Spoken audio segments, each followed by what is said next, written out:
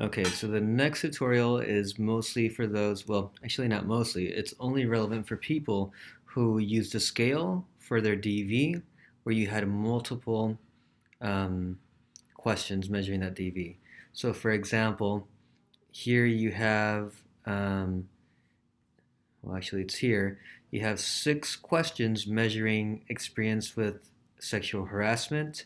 So if you had several questions measuring that one DV, what you have to do now is you have to combine it into one score.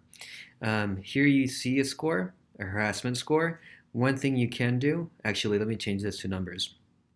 Well, essentially what you have to do is you have to combine these numbers and divide by how many questions, right? So in this case, they would combine 1, 2, 3, 4, 5, 6 numbers and divide by 6. You can have SPSS do that for you automatically. There's also a way for you to do that in Excel. I'm not going to go into how to do that with Excel, but you can Google that if you'd rather do it there.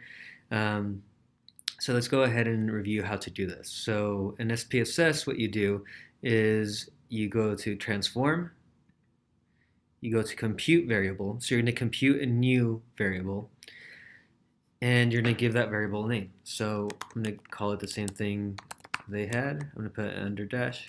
You don't have to. And I'm going to open a parentheses.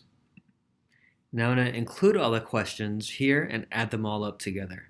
So you have to click on the question, move it over, plus sign, question 2, move it over, plus sign, and just keep doing it until you have all the questions in there.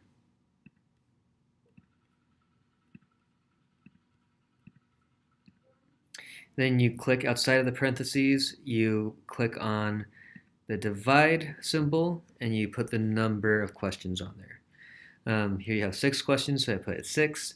Then I press OK, and it's going to give you some information. Ignore this. This is from a previous analysis.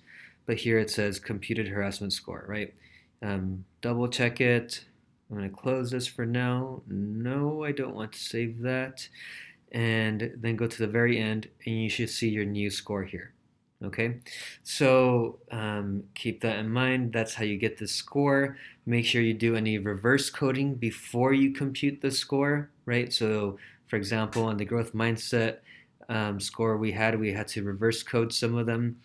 And this is the actual DV you're going to use for your ANOVA, right? You're not going to use each of these. You don't want to do that.